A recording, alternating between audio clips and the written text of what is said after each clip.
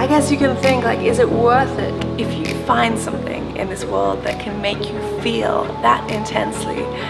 How can you not explore it?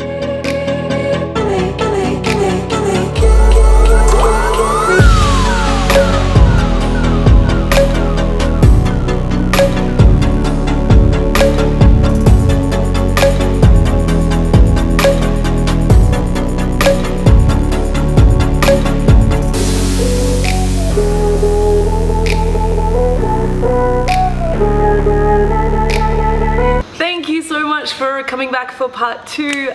Gosh, you guys were so lovely. The comments are really beautiful that you left on part 1 of how to change your life and move to Italy. Let's get straight into it. I will start with perhaps the hardest question.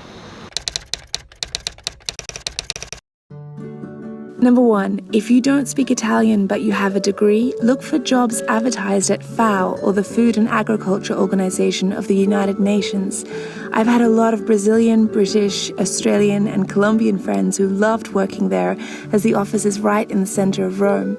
Number 2, the world is moving rapidly towards employers understanding that some people are far more productive when working remotely. Read the 40-hour work week if you want more advice on how to approach your employer with the suggestion, "Hey boss, mind if I continue working on all of this but from Capri or Florence?" Trust me, it's going to be easier for you to try and convince your current employer in your home country for you to work remotely or to work part-time remotely than it is to start from scratch and find a job in Italy.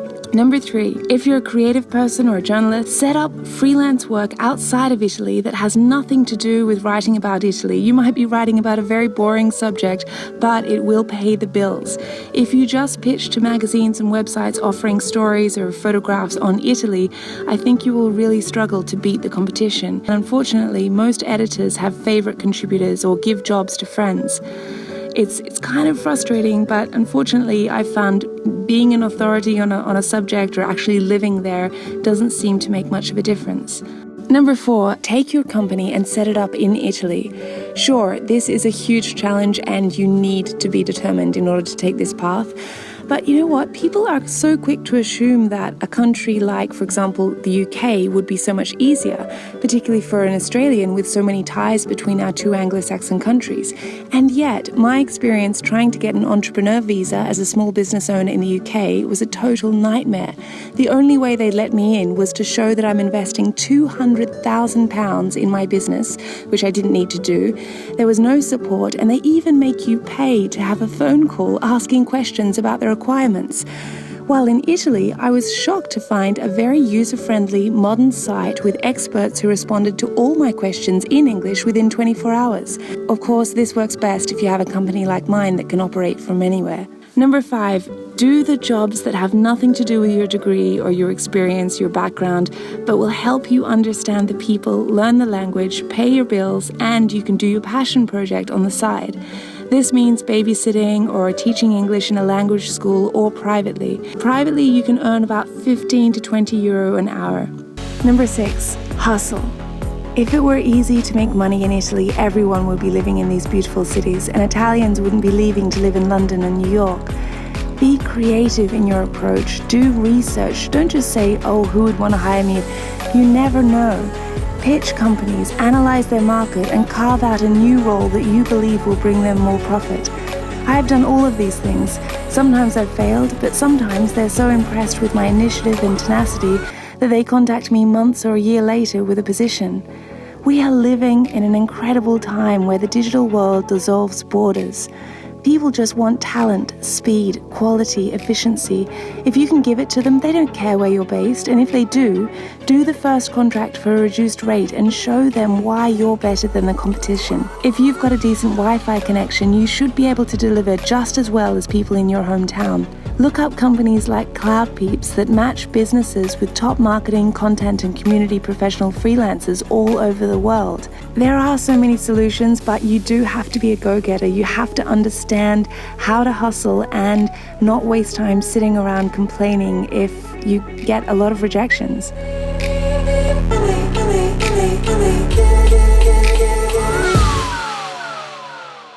Normally I don't respond to haters on YouTube or social media, But it's a funny thing with haters. It's almost like they treat it like a hobby or a sport. They don't just like spew out abuse and then leave. They come back and they keep following you. They keep following you and watching your content every week. And I don't understand that. I mean, there are so many people who, you know, their ideas don't align with mine, so I don't consume anything that they create. I'm going to respond though, because this, the few people that wrote some negative stuff is kind of pertinent to the expat experience. Sometimes a really lovely thing will come out of negativity, like this girl, Hannah Esteval. Hannah, you have no idea. She actually defended me to this guy's comment, Andrea, and said the most beautiful things, and I was just in shock. I was like, how can a girl who is not family, who is not a friend, I've never met her before,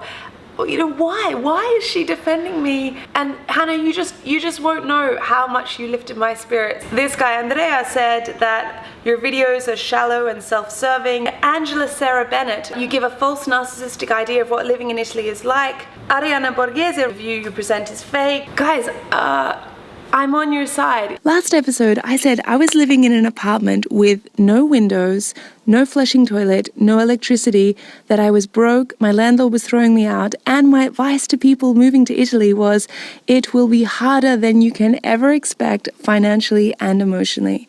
Everyone knows Italy is an economic mess. This isn't a secret. No one goes to Italy because they think employment is easy. If you're career-minded, you go somewhere like New York. I then go on to say, in spite of all this struggle, I never regret my decision to move to Italy. You can't say it's a lie. You can't question its factual accuracy. That's how I feel. My channel is strangely called Kylie Flavell. It's not called CNN, it's not called the BBC, it's not called RAI, because I'm not a news reporter. I am here to share my personal experiences. Sure, I've had my share of frustrations in Italy. You try working for 3 years on a TV show that you're the creator, producer and host of, that sells into big networks all over the world, but somehow the Italian production company cuts you out of being paid a single cent as creator and host. I could complain about this, but instead I chose to see it as a lucky twist of fate, because it pushed me to teach myself to film and edit alone so I'd never been taken advantage of again. This is how I like to deal with adversity. I like to look for the silver lining. If you don't agree, you know, life is short. Go watch someone who inspires you. Ultimately, I am an outsider in Italy. I am a guest, and so I see it as my responsibility to make things work, to look on the bright side, to share with others the positive things about the culture. Italians taught me how to do this. L'arte di arrangiarsi, the art of making do.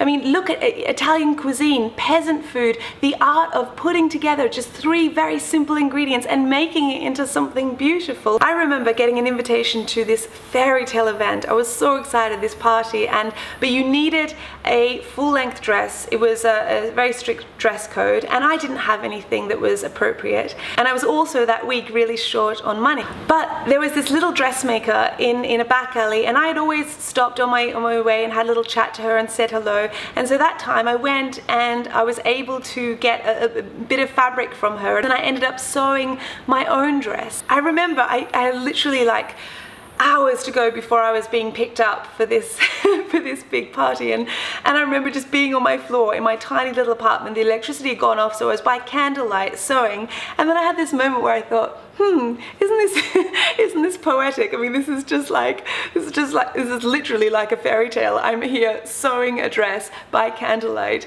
and you know, I was just laughing at myself, and now it's like such a beautiful memory, much better than having the money and just being able to go into, I don't know, Via del Corso, Via dei Condotti and buy this a brand new dress.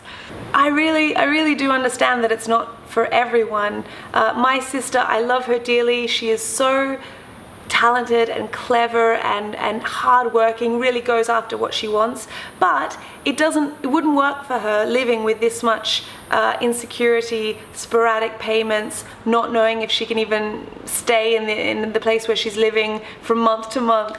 That would not be her definition of success or a, I don't know, fulfilling lifestyle. I think all you can do is share what's worked for you, and then people are discriminating, they can take what works for them and leave what's not relevant.